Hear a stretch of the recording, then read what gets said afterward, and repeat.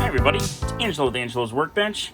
Up next on the Workbench is going to be the Greased Lightning 48 Ford by Revell. And I've already got the parts removed from the sprues and sorted by color. I'm having to use one hand to work the camera. I'm in between figuring out, if I'm going to use my iPhone or my GoPro. So I still need a good camera mount for the iPhone. If anybody has any good ideas about a camera mount for the iPhone, feel free to leave a comment in the comment section.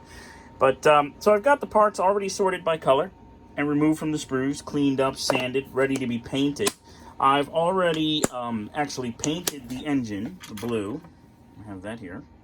And I've already done the wheels. The front wheels have the hubcap, and the rear wheels do not. I'm going to build it just like the box art.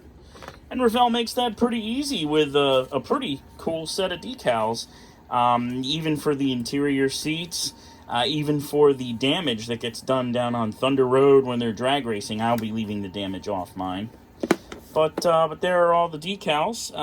Get the interior gauges, you get some under the hood decals, the correct license plates, of course, for the movie, and who could forget the radical lightning bolt paint job on Greased Lightning. Hey, it's Greased Lightning, right? Needs lightning bolts.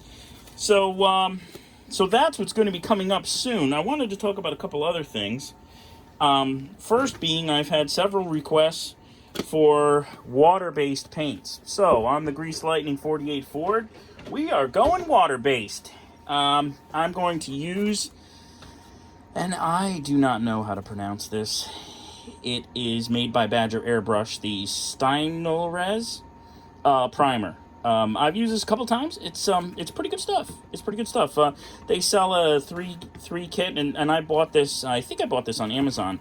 The 3-tone color pack comes with white, gray, and black. I don't know if it is available in larger quantities. If I really like it, I can see myself probably wanting bigger bottles, like maybe this size. So that's going to be the primer. I don't have it yet, but I've got to get some opaque white because I want to do this pearl. This Createx airbrush color. I got this at Hobby Lobby. And the pearl is, I don't know if you can see that in the camera, but the pearl is beautiful. But this is a transparent paint, so it has to go over something. So if you spray this over red, you're going to get a pearl red. If you spray it over white, you're going to get a pearl white. Now, obviously, I want a pearl white for Greased Lightning. So I'm going to have the opaque white in Createx, and then I'm going to shoot this pearl over it. And then for my clear coat, I am going to use the Auto Air Colors clear coat. Now, these don't necessarily go with this. Let me be clear about that. This is the gloss top coat. This will be used with all of the paints. This is the thinner, basically. It's what they call let me see, do they have a name for it? Medium temperature paint material. This is medium temperature paint material, everybody. Now, it's the 4012, thinner. It's what you use to dilute it. And then they have balancing clear. What is balancing clear? Well, we're going to find out together. I'm going to be learning right along with you, and I'll tell you what I find out. But this is the 4030 Balancing Clear Mix Additive. It says here, mix with the Candy 2.0 and any Createx color paints for automotive and plastic. And there's the key thing. Plastic applications. So the Balancing Clear does something maybe to promote adhesion? I'm not really sure. I still have to Google it. I just know that I need it from watching everybody on YouTube. So that's what's going to happen with this. I also want to talk briefly about light. A company called BenQ reached out to me and said, hey, we noticed that you're doing this model building, and we would like to send you a lamp. And I'm like, okay, send me a lamp. So here it is. It came, and this was provided to me for free. I looked online. These cost about $185. So the reason why I am telling you about this light is the light's really cool. I am very impressed with the quality of the light. So first of all, this is really cool. You just touch this and it turns off. And I don't know if you can tell, it is now off. Now, Angelo's Workbench has 3 banks of daylight fluorescence overhead. I have a lot of light. And my previous fluorescent light was kind of a joke. I never even turned it on because it wasn't bright enough to do anything. This light means business. When I turn this thing on and it kicks on, it lights up my workstation brighter than the 3 banks of fluorescence. I'm really blown away by this. The other thing I really like about this light is its adjustability. Now, I'm going to try... I wish I had a third hand that grew out of my forehead. I'm going to try and put this here so that you can see. There is a button on top, and when I push it, okay, I then can turn the color to more yellow. Do you see how the color has changed? So not only, and then of course if you push it again, this knob, and then you turn it, it turns down. So you can adjust the brightness and the color temperature with this round red knob, which is really cool.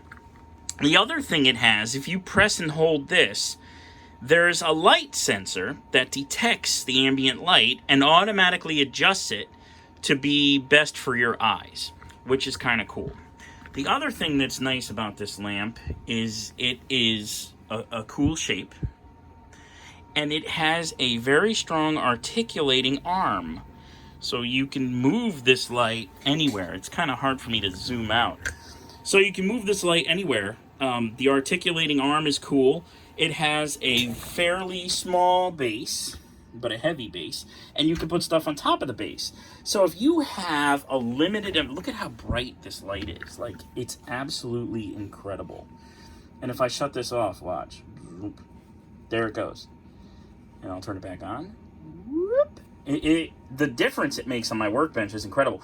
I don't think I need the 6 banks of fluorescent, the 3 banks of 6 fluorescent bulbs anymore with this light. So if you have a fairly small work surface, and you need a lot of light in a finite area, this is really cool. And because it has this angled shape, it projects the light over a wider area. Like, I've got a tremendous amount of light over here near my paintbrushes, and I've got the same amount of light over here, all the way over here to the keyboard, which is clear on the other side of Angelo's Workbench. Now, this may not really be a great way to show the distance, but from the bench grinder all the way over to the computer is about 6 feet. We're going to be having more videos coming forth with the Greased Lightning 48 Ford convertible, and this will be all water-based. So watch for the water-based paint tutorial.